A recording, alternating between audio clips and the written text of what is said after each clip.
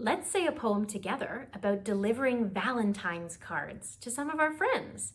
We'll start with 1, 2, 3, 4, 5 Valentines. And I'm going to use the names of some of my friends in this poem, but you can try it at home and use the names of your friends or your family. Are you ready? 5 cheerful Valentines from the 10-cent store. I gave one to Blake, and now I have 4. 4 cheerful Valentines, pretty ones to see. I gave one to Riley, and now I have 3.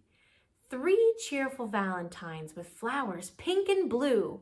I gave one to Ophelia, and now there are 2. 2 cheerful Valentines, my story's almost done.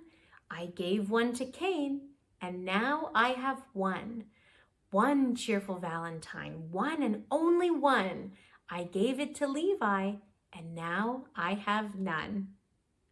I hope you like that poem, and I hope you try it at home. I'll see you soon. Bye.